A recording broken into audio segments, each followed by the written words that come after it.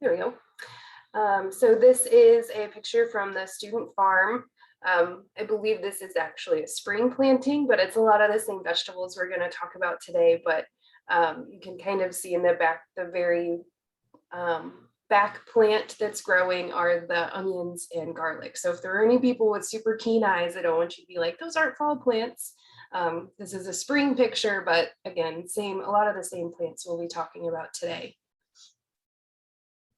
Oh, and I should mention, I do have a little bit of a cold. So if I suddenly mute myself and turn my camera off, some of our volunteers will kind of step in and talk through some of the questions while I drink some tea and regain myself. So if that happens, I'm okay, and we'll resume shortly, but hopefully we can get through this. So vegetables that you can plant right now include summer squash. You can still plant that and get a good crop off of that. Cucumbers, peas. So those are all things that are summer vegetables, but we still have enough time in our growing season that you can plant those and get a harvest off of them. And then lots of different types of greens that we'll go into, like cutting greens, bok choy, carrots, beets, and radishes, and then some herbs such as basil, cilantro, and dill. And this picture is also from the student farm. That's me a couple years ago with a really gigantic beet from, again, our spring harvest of beets, but a plant that we're going to talk about today. And I do want to touch on planting right now is really difficult because all of our soil is really, really wet. I don't know if you all have noticed how much rain we've gotten recently, but it's a lot more than usual, and all of our soils are really saturated. So if you do try to plant any of this stuff in your garden right now, we really want to minimize the soil disturbance. So only, use your trowel to make a hole right where you need to for your transplant, if you have some transplants, or sprinkle the seeds on top and then add fresh potting soil or compost. Normally, I wouldn't say put potting soil out in your actual garden, but if you don't have compost or you don't have some extra garden soil to sprinkle on top, I would use potting soil so that you aren't digging in that soil. If you dig in wet soil, it really just compacts it. And you're going to cause more problems later on.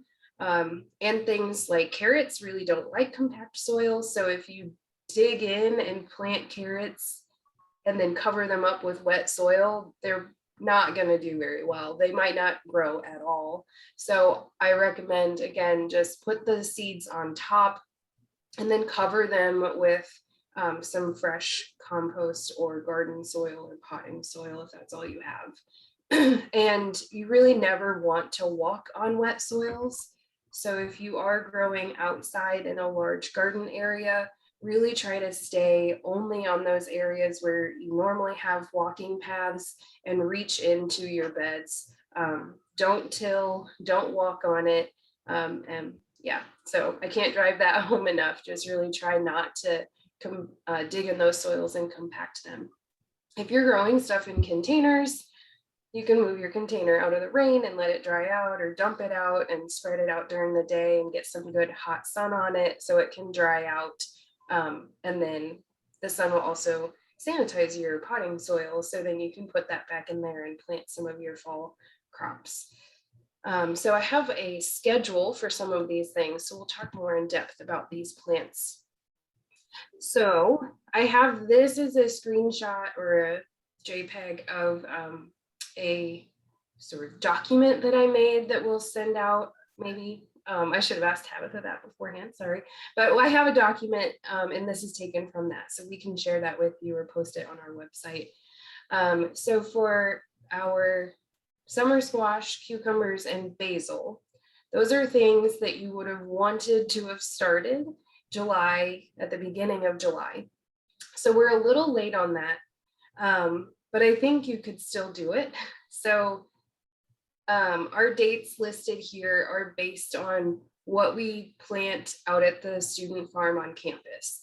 So these are really for large production type things. It's our schedule. It's made in December for the entire year. So these dates aren't super set in stone.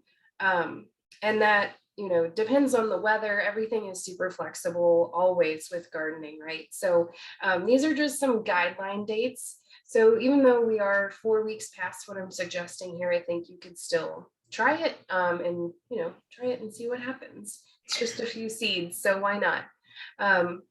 So our basic planning dates would be to start summer squash, cucumbers, and basil at the beginning of July, and then to plant those transplants outside August 1st. Now, cucurbits, I know a lot of you on here are master gardeners, so you might already know this, but cucurbits don't like to have their roots messed with. So when you start them as a transplant and then plant them outside, they have really intense transplant shock anyway, and they're usually delayed a few weeks. So honestly, I think if you planted seeds outside right now, they would catch up to where like this schedule is kind of telling you to be. So another note with fall gardening, when you plant your seeds outside, it's warm outside, so the seeds germinate. A lot of the reason we start transplants in the spring is to give our plants that head start because the soil is still cold and it's still cold outside. But we don't have that problem in the fall. So as long as you can keep your seed protected from the squirrels and the mice that might want to eat your seeds, they're going to do just fine germinating outside on their own. So I do think this weekend you could plant some summer squash, zucchini, and cucumber seeds outside, and you'll still be able to get a harvest off of them before we have our first frost. And then we have peas. So that is also, this weekend, next weekend, anytime that we have a few days without rain, so the soil can dry out a little bit. But in the next couple of weeks, you could also plant another crop of peas, like snap peas and sugar peas, and get another crop of those before our frost as well. And Erin? Yeah. Could you just clarify, is this for our zone specifically? Because yes. Okay, we do have some participants that are on outside of our zone. Okay. So just thought I would mention that, but like you said, we can send this this sheet to all of our registrants. And does the sheet include the calendar for other zones? Do you know right off? It does off? not, but I am going to talk about the other zones and how to find these dates for yourself, or for whatever plants you want to grow or whatever zone you're in. So we'll get to that in the next couple of slides. Perfect. Yeah. And someone did mention that they're in a drought in northern Illinois. Mm-hmm. You were talking about how to work in, wet soil. Do you have any recommendations for planting a fall garden if they are in a drought, if they're on? I mean, is it just start a little later or? The key is just that when the seeds are germinating, they want to stay wet. So if you are in a drought and you don't want to have to water and you're planting in the ground, you don't want to have to water or keep a sprinkler going multiple times a day. Starting your seeds inside is going to be easier in that case. So even though it's warm outside, you don't want those seeds to dry out. Once they get wet and they start to germinate, if they dry out, they could die. So if you continue to be, I know up in the Rockford area, there's like a 6-county region up in that pocket that actually had like USDA drought, what's it called? Damage, disaster zone. So yeah, our state's just all over the place right now. Some areas have flooding and some are in drought. So yeah, you just have to really keep that area nice and wet. So you could do the same thing I suggested for planting in the wet soils of adding the fresh compost and planting into that, because nice fresh compost is going to hold moisture longer than the soil that's already in your garden. So either adding that compost or starting the seeds inside to make sure you get a good germination. So those are my recommendations. Thank you, Erin. Are you going to cover if it's too late to plant green beans someone had a couple of plantings of bush beans that didn't germinate, wondering if it's too late. Not sure if we're jumping the gun on that question. So I think when I cover like how to figure out your planting dates based on our first frost date, you might be able to answer that question for yourself, because it's going to depend on the days to maturity of the variety of bush beans. I'm going to say it's probably too late, but if you use a lot of season extension stuff, you might be able to get there. So maybe we can circle back to that after I go through the next couple of slides. Sure. All right, that's it for now. Okay.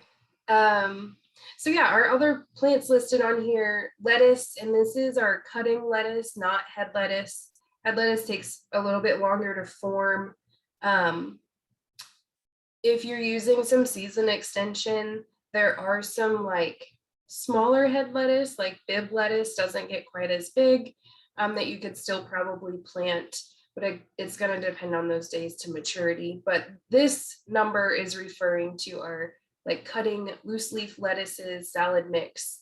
So this is 2 separate planting dates. So you could start some inside earlier in July, plant them outside August 6th, or start some today, which you can actually do, and plant them in about 4 weeks. So I just wanted to include all of those dates so you could see that, especially for something like cutting lettuce, it's good to have that succession planting where you're always starting some new plants, because you can only cut them so many times and then you need fresh plants. So when you're making your fall planting plan, you might have several dates for the same item. Rutabaga is kind of a silly one that's in here. I don't know many people that grow rutabaga, but it's on our farm list, so I just included it. But rutabaga, carrots, and beets should be planted, or rutabaga and carrots, July 15th. Again, this is an estimated date, so we still have plenty of time. You can plant your carrots in the next week or two. You should be okay. But check those dates to maturity. Some varieties take longer than others, so try to get the shorter ones. And then beets, planting this weekend or again, next weekend would be fine. They just might not get, if you wait too many more weeks, they might not get to their full potential, but smaller beets are, if it's a 3-inch beet instead of a 5-inch beet, it's still a good crop in my opinion. So we still have plenty of time on those things. And just to explain the kind of key here in the colors, the green is starting seeds inside.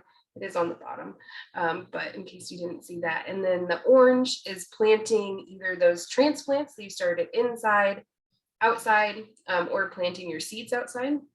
And then the orange with the yellow lines across it is if you should use at some point a plastic cover or a fabric cover, or put it into a cold frame. And those are just suggestions and might be necessary as we get towards the end of the life of some of these things. So like summer squash and cucumbers, right now the cucumber beetles are crazy.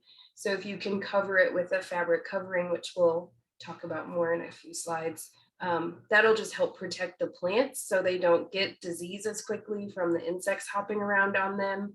And you'll get a better crop if you cover them with some fabric. And then same with like carrots and beets, the insects right now are, pests are like at their peak. So our little baby plants are going to need some protecting. So if you can cover that stuff with some fabric, it'll protect it. And then as we get towards the end of the season, when you're getting ready to harvest, if we're starting to get some early frosts, you might need to cover your plants to protect them. But this is more evident in a lot of the other crops that we're going to talk about. So now let's kind of step back and look at our frost date and how to figure out some of those planting dates. So here in Central Illinois, our first frost date, average first frost date is October 15th. I think last year, I don't remember the exact date, but it was predicted to be much later. And I think that it was, and then we had one frost and then it was like 80 degrees again for quite a while or something. So you really have to watch the weather on this, but our predicted date for our planning purposes is October 15th.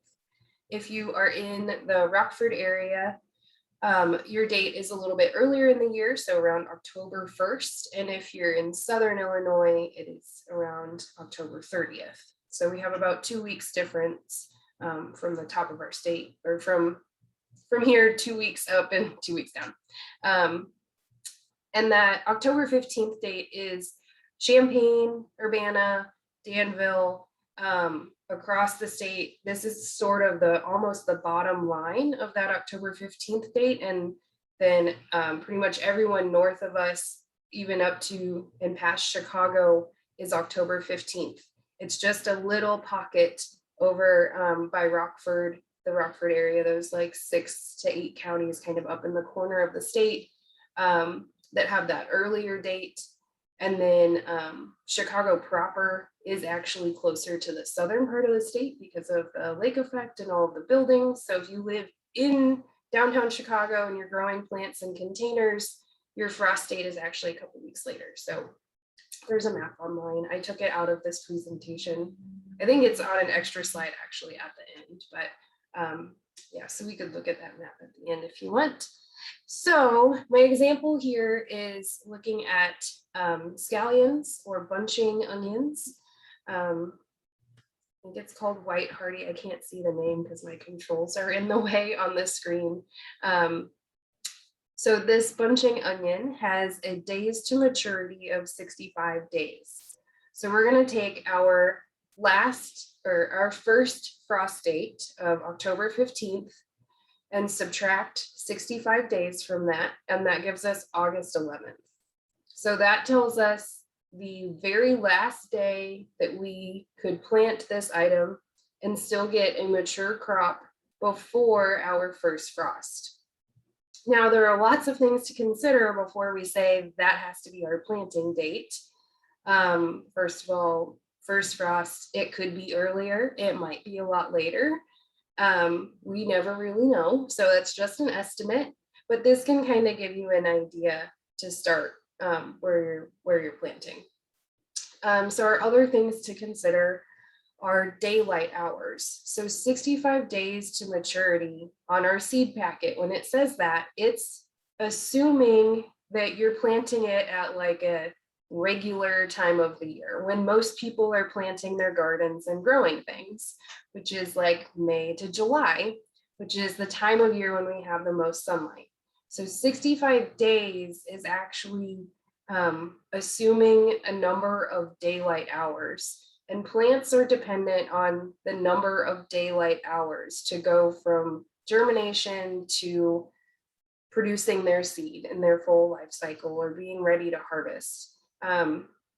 So when we're planting at this odd time of year, you have to sort of assume that it's going to take your plant longer than 65 days to actually reach full maturity. We're already on the downswing of daylight hours per day. So we know that it's going to take more than 65 days for that plant to fully mature. So keep that in mind. And if anyone has questions about that, maybe we could go ahead and address the daylight hours now if there is a question. But yeah, it's just the number of days on the seed packet to maturity is really, it's not actual calendar days. It's based on an assumption of daylight hours during its growing season. 1 second. Okay. And then, which I already mentioned, the soil germination temperature. The temperature should be good in your soil right now. It's July, it's hot, it's sunny, but seeds like to germinate at a higher temperature than what the plant of that seed likes to grow at.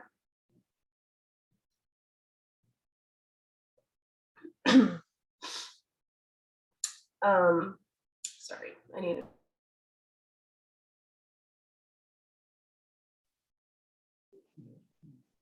Yeah, so for any of you who joined us late, Erin is fighting a bit of a cold. So, but Erin, we've had some participants saying that they're having a hard time hearing. Wondering if you might want to take your video off and see if that improves. It's coming through clear for me, so I'm not sure, it could be related to connectivity, but if you Sure. don't mind trying that, just turn your video off and we'll see if that improves.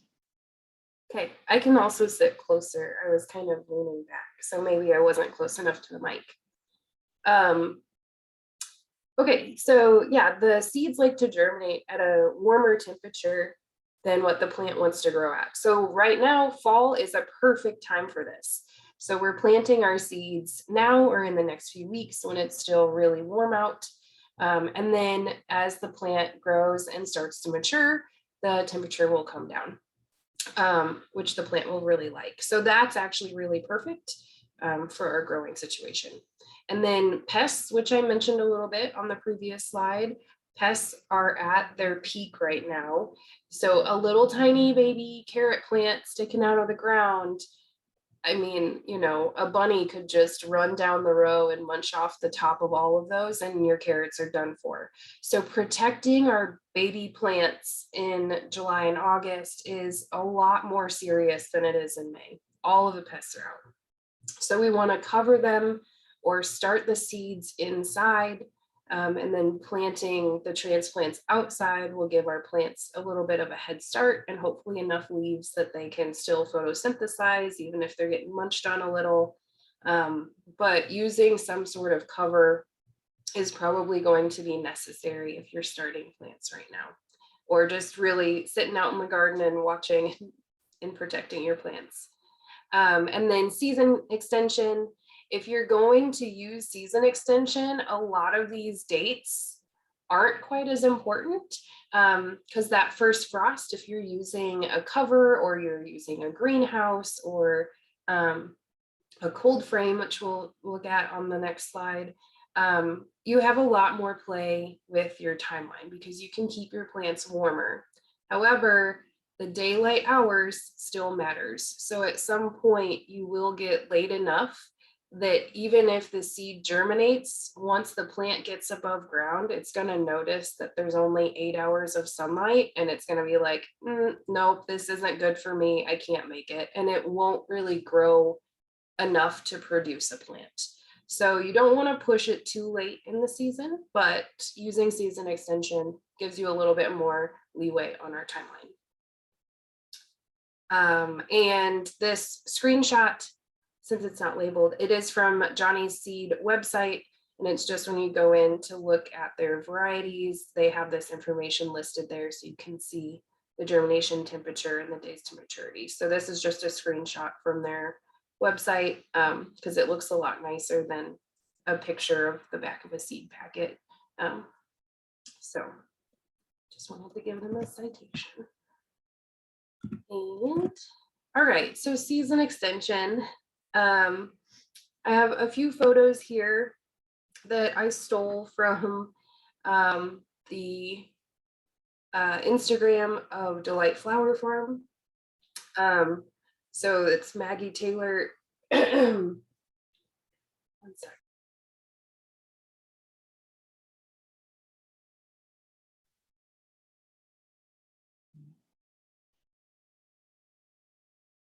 You're good, Erin. Take your time. Thanks, Tabitha. Okay, so I just wanted to cite her, but so in these photos, we have a row cover inside of a high tunnel. So that's the one with the person in it, who is Maggie Taylor, filming herself. And this is from last November. So she grows flowers, but this is the same method that we use for salad greens, sort of on the student farm and a lot of other places. So if you have, I don't expect anyone has a high tunnel in their yard, but you can create the same situation in a low tunnel, which is pictured on the right, or even a lower tunnel, but using a row cover, which is a fabric made for plants. You can lay it right on top of your plants and create like a little blanket right over them. It helps hold in the heat from the soil overnight. And then if you're using it inside of a low tunnel that has either another layer of this fabric or a greenhouse plastic over it, then you can really create a lot of warmth in there. So one thing to note when you do have the plastic tunnels or the plastic over like the low tunnels, such as the picture on the right, the overnight air temperature still gets to the same level as the air temperature outside, but the soil temperature stays warmer. So that's why this extra blanket inside is sometimes necessary, because that can really help hold the soil, the heat coming from the soil right around your plants and keep your plants from freezing. So the plastic helps it stay warm during the day when the sun is out, so the plants can kind of keep growing, but it does not stop them from freezing overnight. So that's something really important to remember. And then cloches aren't pictured on here, but a cloche is traditionally a glass dome that goes over an individual plant. It can also be made out of plastic. A lot of people make their own out of plastic just by cutting off the bottom of a gallon-sized jug, and then you can put that over your plant, snug it into the soil. And if it's warm outside, you can take the cap off to let some airflow and let some moisture out. And if it's really cold out or snowing or it's going to frost, you put the cap on and it helps that plant stay a little bit warmer overnight. That's not a way to grow all through the winter, but it is a way to help extend your season a little bit. And then we have cold frames, which are pictured in that top photo. So cold frames are usually sort of like a built raised bed that have a lid on them. And then the lid can either have glass or a greenhouse plastic stretched over it. You can use old windows to make these, and then you just make the base of the cold frame to fit the size of the window you're using. If you're making your own, then you can stretch the greenhouse plastic over it and make them whatever size you want. And then if you build them such as this photo, you could build a different frame for over the summer, so that you could use one that has a screen on it or that has that the row cover fabric on it, so that then it's just a way to keep pests out during the summer. So they can be really nice if you start your lettuce in there early in the spring, and then you can put a different lid on it to keep the bunnies out. Same thing in the fall, like right now, you could just put the screen on it to keep the rabbits out, and then switch it out for the one that has the greenhouse plastic, and you can grow lettuces in those almost year round. We tend to stall out a little bit in like late January, but for sure in February, we have our 2 coldest weeks of the year. And when it gets below 0 multiple days in a row, most things are going to die unless you have supplemental heating in there. And the cold frame photo is from the University of Maine bulletin that I have listed on here.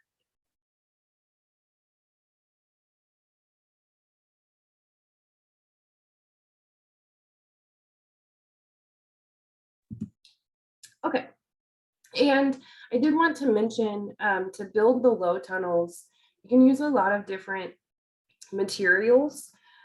So you can get pre-bent metal poles, which is what they're using in the photo. So these came probably as a kit, and then it's so windy here that they've tied the ropes over it as an additional security to hold that plastic in place. And I would imagine it just has an eye hook with like a 8-inch bolt that they've shoved into the ground, and then it's frozen in place. So that helps hold the ropes on.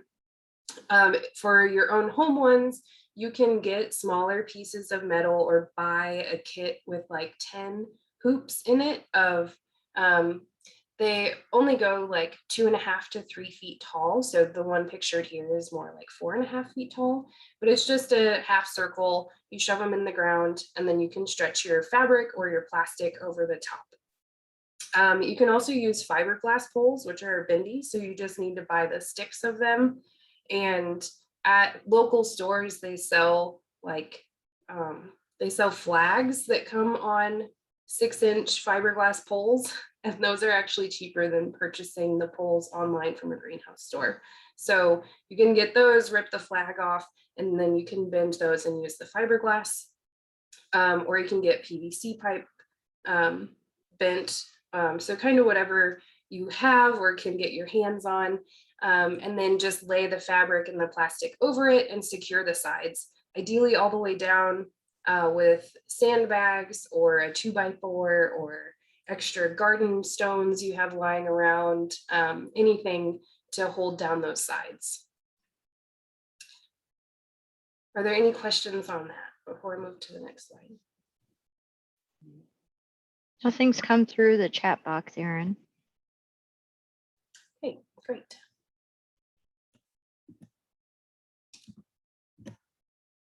Okay, so a longer list, some more produce that we can plant right now or in the next coming weeks. So again, hopefully now we've learned a little bit about the sort of wishy-washiness of these dates.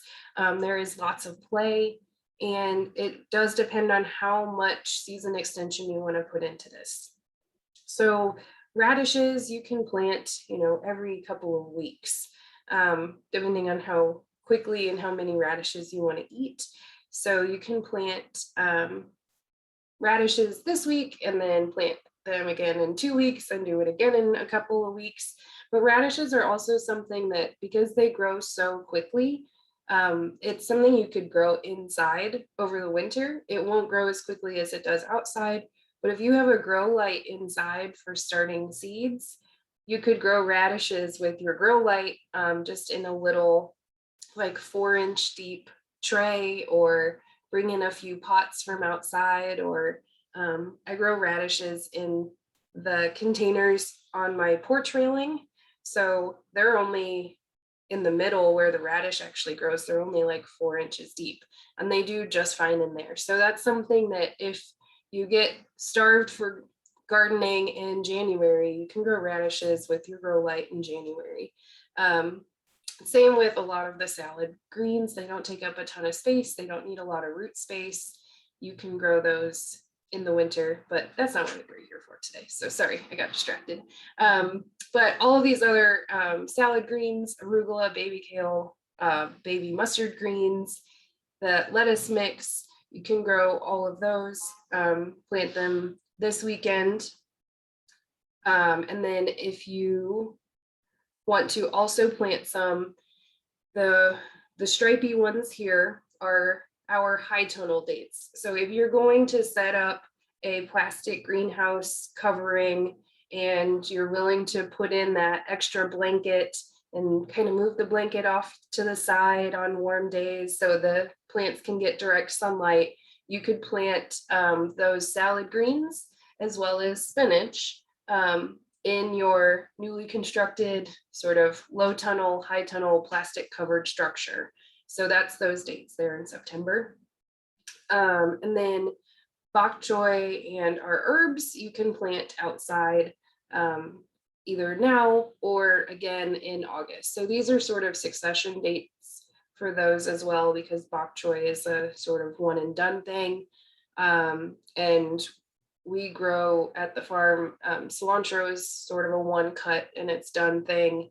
And then dill, we grow fresh dill as well. Instead of letting it get big and harvesting little pieces off of it, it's faster for us at the farm.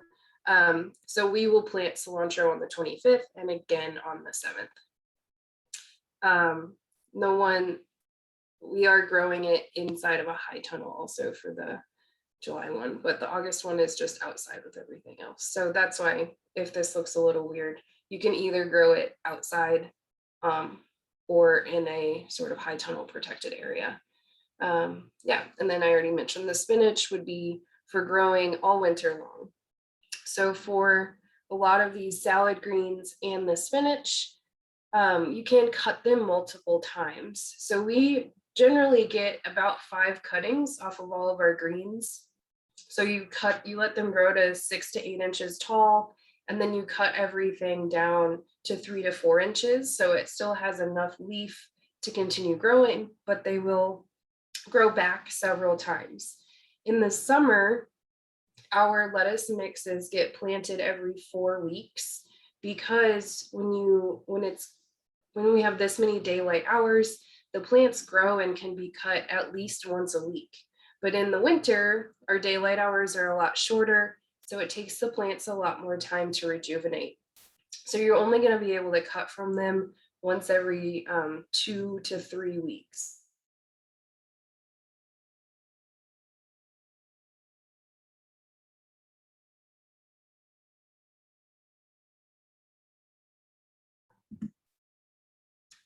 So just keep that in mind when you're planting all of your salad greens, that if you would normally plant, a 1x1 square, that's plenty for you for the week. In the winter, you might need to plant 3 times that, because you can't harvest from it as often. So just keep that in mind when you're planting, that you might need to plant a little bit extra.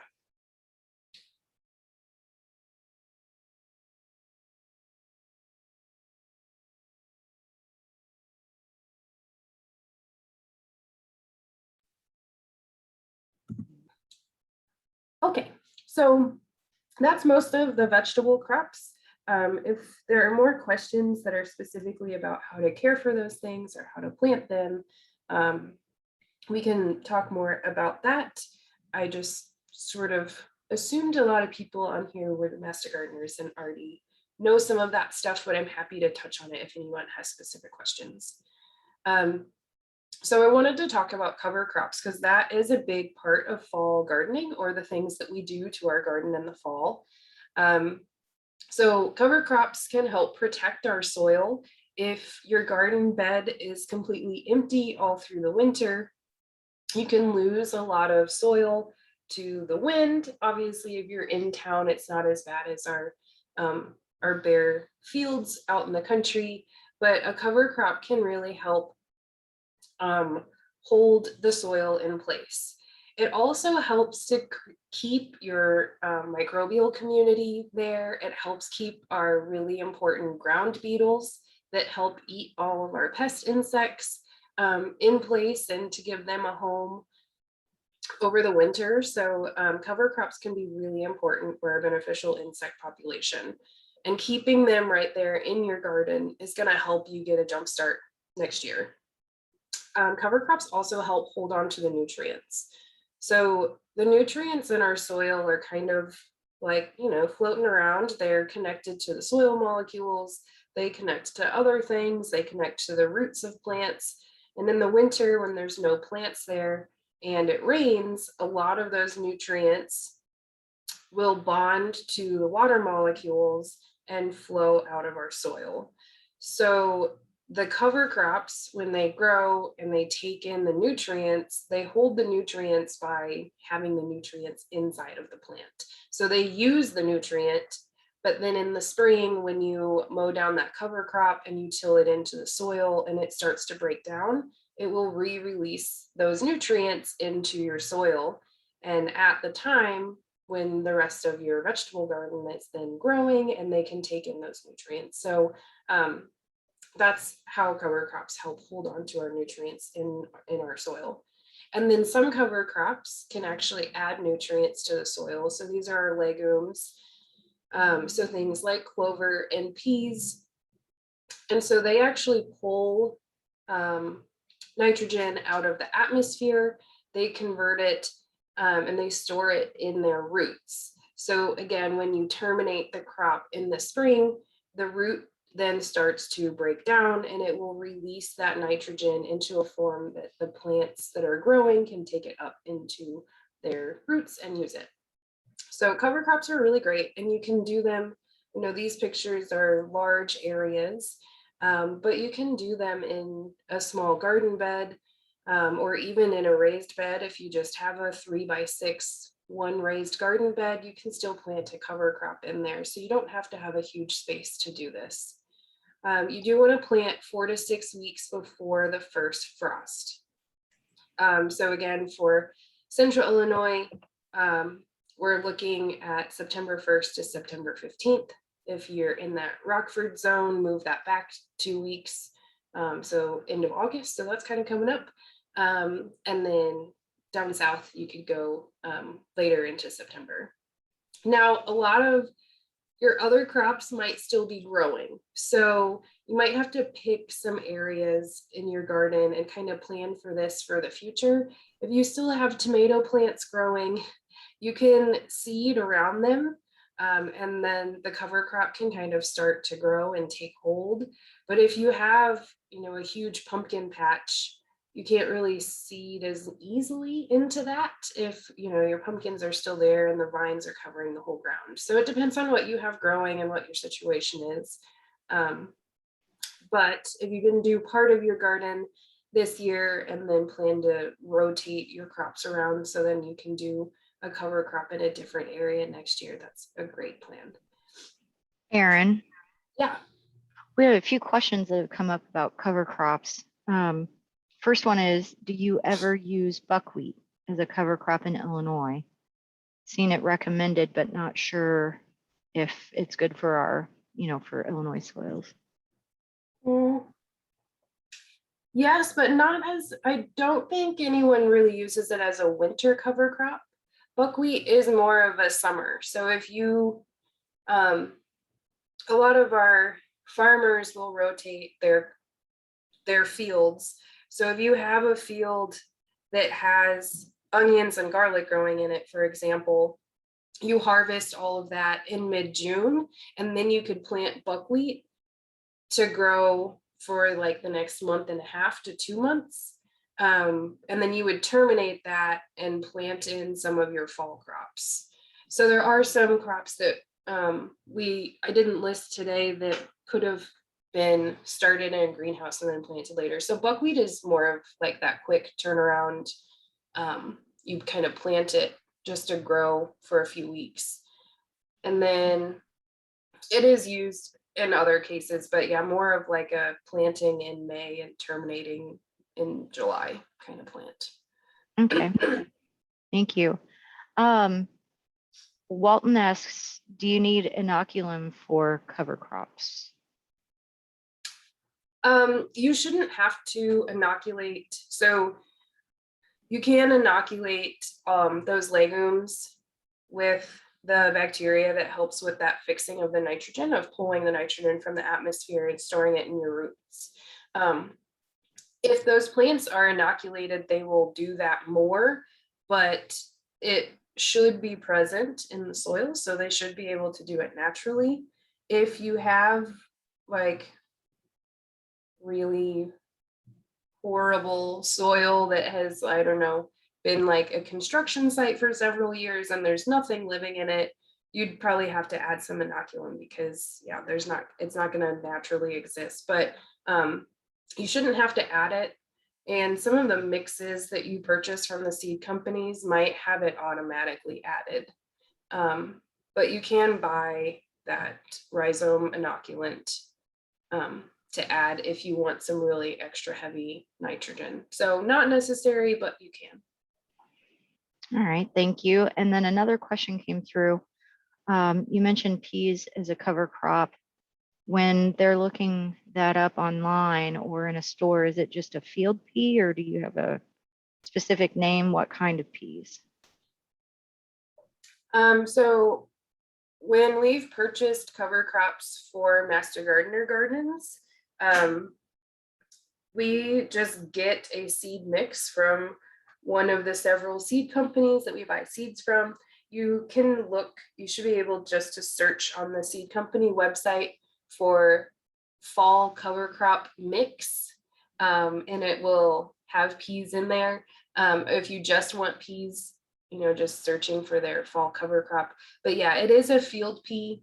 They don't, they tend not to produce flowers and therefore not producing seed pods, or that's not their goal. They'll grow a lot longer. They've been selected to, really just grow big roots and grow a lot of vegetation before they try to produce anything. So yeah, it is a field pea. Okay. But yeah, that's been my experience too with cover crops is a lot of the seeds do come mixed. You'll get a pea, hairy vetch, oat mix. So that's good to know. Yeah. And Those then are all the questions. okay. In the spring, you just want to mow that down and let it start to dry out a little bit, and then till it into the soil about 4 weeks before you plant. So this is another thing that can sometimes be hard depending on the weather. If it's been really, really wet, you know, you don't necessarily want to till your soil, but you have to get your tomatoes planted. So this is definitely a timing thing and a keeping an eye on the weather thing.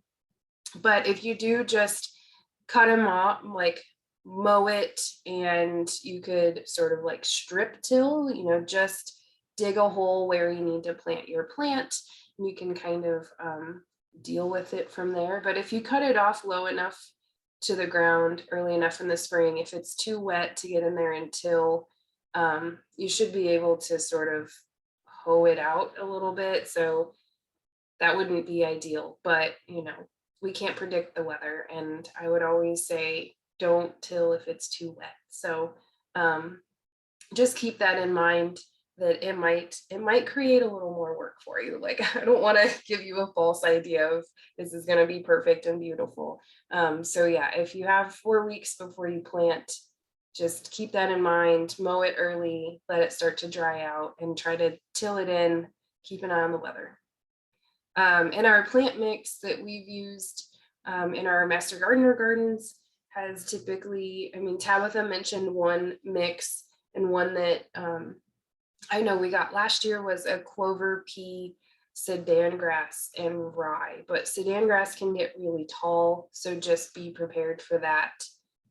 It shouldn't over the winter get super tall, but kind of be prepared for that, that it might be a little bit more to deal with than a regular mower. You might have to use a weed whip or clippers or something else to cut that back. But for most of these plants, you plant it, you know, you plant it this fall, they will germinate, they'll start to grow, they'll kind of become dormant over the winter.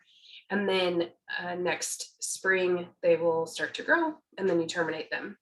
If we have a really warm or weird winter, as we have had several of in the last few years, they can grow a little bit more than they're supposed to over the winter. So just keep an eye on them. And you really want to make sure that you get it mowed down before a seed head is formed, so you don't create a weed for yourself. So if we happen to have a winter that is, you know, 50 degrees and sunny for most of the winter, these are going to grow a lot more than predicted, and you might have to be out there mowing it in like January. So that'd be a super weird winter, but just keep an eye on them. Don't create a weed problem for yourself when you're trying to fix your soils. So things to keep in mind.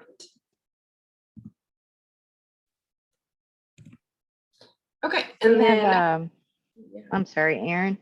Go for it. One comment in the box for those of you who aren't able to read the chat box. Tom Ward mentioned that we did plant crimson clover in the trials area of the Idea Garden last year, which is on Lincoln Ave, South Lincoln Ave, because of COVID and not having our regular proven winners plants, and it worked great. So just a little comment there. And thanks for mentioning the Idea Garden. I did want to mention that the Idea Garden vegetable section does have a plastic covered mini low tunnel that they use on a raised bed in the winter. So that was out there this past winter. I'm sure it will be again. So if you're just kind of thinking about this year and not going to go as far as building a plastic structure, you could check theirs out this winter and see what one looks like. But it's held up really well. I think they've had it for at least 6 years, maybe longer. But yeah, a good example out there.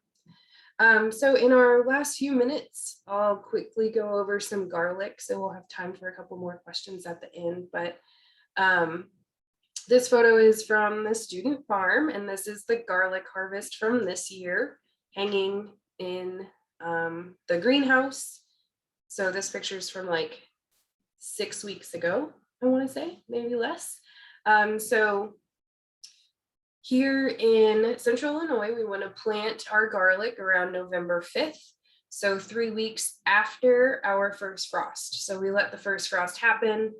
As long as it's not going to instantly be like freezing rain and then 20 degrees for a few weeks, we'll wait a few weeks. If we're gonna have like, it's gonna get cold and stay cold immediately, you want to plant a little bit closer to that first frost.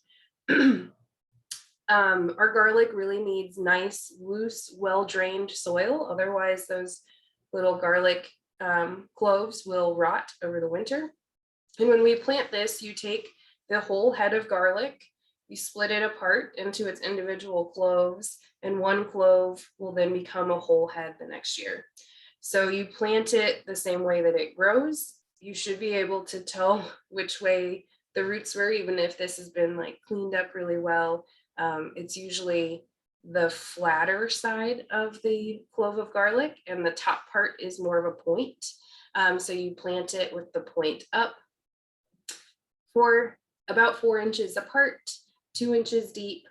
And then we really want to cover, especially here and further north, really make sure that you cover it with a lot of straw mulch. Otherwise, the freezing and thawing that we go through will push those garlic bulbs out of the ground. So actually further north, in the Rockford area where it actually stays cold through the winter a little bit more, your garlic should be okay. It'll stay underground. Here in Central Illinois, we go back and forth a lot, and it can really push your garlic out of the ground. So this might be something else to kind of keep an eye on. If we have a freeze and then it's 60 and then it freezes and then it's 60, you're going to want to go make sure that those bulbs aren't, or the cloves aren't laying on top of your soil. This has happened several times to our local specialty grower farmers. Every 3 years or so, they have a total crop loss just because of our temperature variations. So keep an eye on them, cover them with a little mulch, talk to them, give them encouragement. And then Erin, yeah. I'm sorry. I thought you were at a stopping point there, but somebody did put a message in the box. Can you plant the cloves from the grocery store? You probably cannot. So the bulbs at the grocery store have been sprayed with a chemical to keep them from sprouting, because when they're sitting out in the fluorescent lights, if they're there long enough, they could start to grow. So those have actually been sprayed with something that won't let them grow. However, there is not an approved organic spray that does that. So if you are buying organic garlic from a grocery store, it shouldn't have anything on it to prevent it from growing, and then you could definitely use that. But if you, right now, our local specialty growers are selling at the farmers market, are selling garlic, you could buy whole heads of garlic from them, and then save that to plant in November. Just make sure you keep it in the dark so it doesn't sprout early. So just store it in a drawer or something, but yeah, you could plant those in November. And that's a good point for me to mention the difference between hardneck and softneck garlic. So what we get at the grocery store is usually softneck garlic, and it has, a lot of cloves. The ones in the middle are a lot smaller. The ones around the edge are a lot larger. The hardneck garlic actually has a stem that goes through the center, and it just has one layer of cloves around that stem. So it has much larger cloves, and it doesn't have those several layers. The hardneck garlic is also stronger in flavor and in scent. It does grow the garlic scape. So because that hardneck means it has that stem that goes through the middle, the top of the plant will put on a little curly Q piece of the stem that has a flower on the end of it, usually at the beginning of June. And you can harvest those and eat those. You actually want to harvest them when they show up. Otherwise, the plant will stop putting as much energy into the bulb and it'll focus on growing that flower. So when those start to appear, you want to harvest those, but you can use those just as you would. It's sort of like a mild garlic flavor. I just like chop it up and put it in everything, but you can turn it into a pesto or combine it with basil to make a pesto. So hardneck garlic is the garlic that we grow here in central Illinois and northern Illinois. It's hardier, so it can survive our winter. If you tried to grow the soft neck kind, so what you usually see at the grocery store, again, it has like several clove layers. Those probably wouldn't survive our winter. They'll just kind of disintegrate in the soil. So you want to make sure you get the hardneck garlic. The reason that they have soft neck in the grocery stores is because it stores longer. So it can keep store for over a year, whereas the hardneck garlic is really only supposed to store for 6 months. If you have it in perfect conditions in the dark with the correct humidity level, you can keep it a little bit longer, but it's only guaranteed to be able to store for 6 months. So they don't usually sell that in grocery stores because, you know, a lot of the garlic is produced all at once and then they kind of have it for the year. So just keep that in mind when you're purchasing, if you purchase from a seed company. And then you harvest, just kind of leave it, it grows, it does its thing. Pull those scapes in early, late May, early June. And then you harvest when about half of the leaves are dry. So you can kind of see that in the photo maybe. There's a few dry leaves. The tips of the leaves are all dry, but there's still a lot of green on those plants. So you just kind of pay attention to when the leaves start to dry out and you can kind of tell and you'll be like, oh, this plant has 3, that one doesn't have any. You wait a few more days and it's like, oh, okay, I think like half are done. And then you can pull them. You can lay them out on a screen to dry for a week or two to cure, or you can hang them up like this. You can braid them. The hardneck is really difficult to braid because it does have like a hard stem in the middle. But if you go down far enough, you can braid those upper leaves and make a cute braid. But we just hang them in huge bunches like this from the rafters in the greenhouse. Yeah, so that's the basics of garlic. And now we are at 8 o'clock. So I have some resources. These are blogs from last year or the year before. A lot of the garlic and fall gardening blogs haven't been posted, but I'm sure there will be new ones coming out. I know Ryan, our local hort educator, his blog article at the end of this week is going to be on fall gardening. So he's, you know, going to write about a lot of the same things I just talked about. And then we also have all of our YouTube channels. So I did a fall gardening that was a little bit different last year.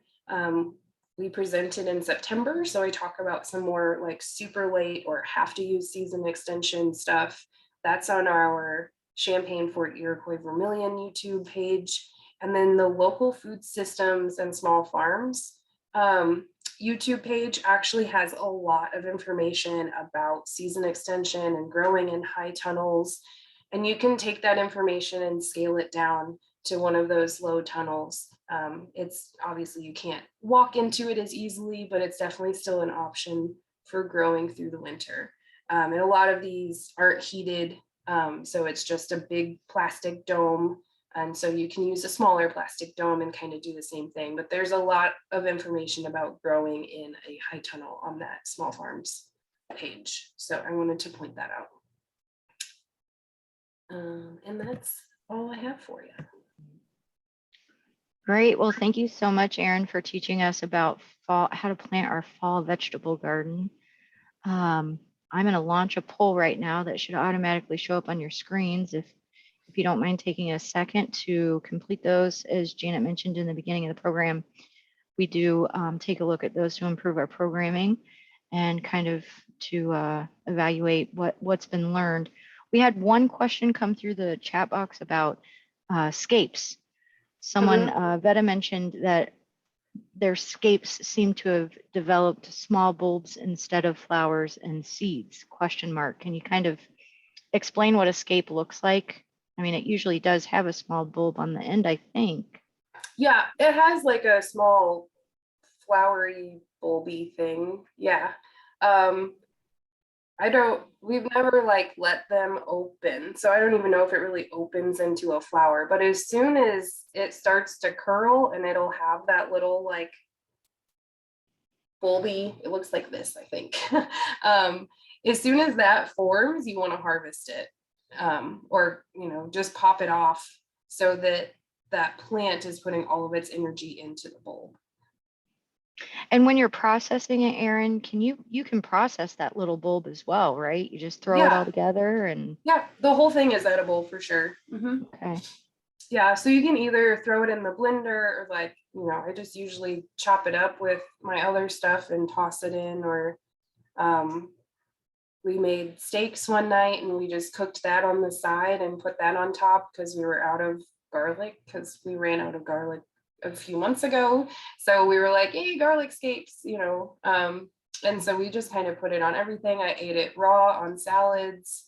You don't have to cook it and you can eat the whole thing. So it's really good. Nice. Yeah, garlic is like a double bonus. Yeah. So, And I do have that map on this next page. So this is our plant hardiness map that I was explaining, in case anyone wanted to see that.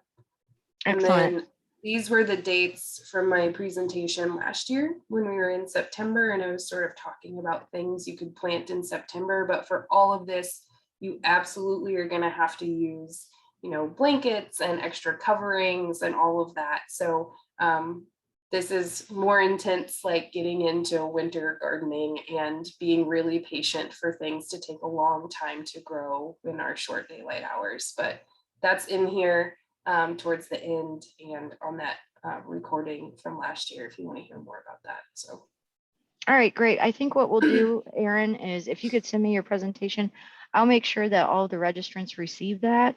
We'll include, obviously, it'll include all of those links that Erin showed, a few previous slides, and then I'll also include that recording from your other fall garden presentation, just in case that's helpful to anyone.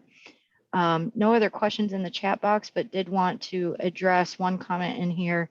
Cheryl Bicknell is one of our Champaign County Master Gardeners that volunteers in the Idea Garden veggie section. She mentioned that veggies did have spinach and Russian kale over winter in the raised bed. And Cheryl, clarify this if I'm wrong here, but the way I read it, last watering, it sounds to me like you only watered from April until the end of October. Would that be right? Let's see, one more message. Yes. Okay. So just something to share there about what we overwintered in the Idea Garden, or the volunteers overwintered in the Idea Garden last year. yeah, and I'm going to share this, but that is a really good point. When you're growing these vegetables, oh, it's showing both. Interesting. Can you see the fall gardening PDF? We can. Okay. When you're growing the vegetables over the winter, because they're growing so much slower, they do need a lot less water. And it's not hot, so there's not as much evaporation. And if it's covered with something, that's holding in moisture as well. So yeah, make sure you don't overwater. But if you're growing something like spinach that you are actively taking cuttings from, you will still need to water from time to time. Just try to do it on a nice, warm, sunny day and water in the morning when the plants are going to actively be growing through the day to actually take in that water. You don't want to put a bunch of water on them and then have it freeze overnight. So just a little bit of water so they can take it up, and then it has time to still kind of dry out a little bit before it freezes at night. So that can definitely be a tricky thing. So thanks for mentioning that. And yeah, so this is the fall planting schedule. So you already saw this first page kind of broken into 2 screenshots. There's this whole second page that is about fall gardening things that we really missed.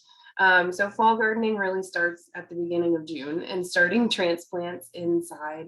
So I included that on here so you can make it in your plan for next year, and things to consider. And again, if you want to try some of these things, you could still start some broccoli seeds and then plant those and use a lot of season extension and see if you can get a broccoli head, or use brocklets, you know, the little ones that just shoot out like one little floret at a time.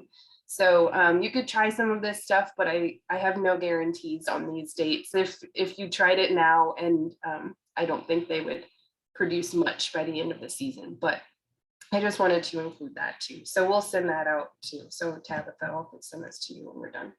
All right, great. And we did have another question come through asking if you could include the planting schedule for other seasons.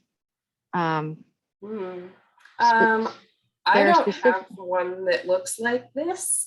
Mine is Might a be really ugly Excel sheet. And so I made this pretty one today, but I know that there is another one from Extension that we put out for spring as like a statewide group. So I know I searched for that when I was doing this to see if there was a fall one, and the spring planting guide was the only one I found. But I can pull that real quick and include it when I send my other stuff to Tabitha. Okay, yeah, that would be great. And Christy asked the question, joked that she loves Excel sheets, so that would be fun.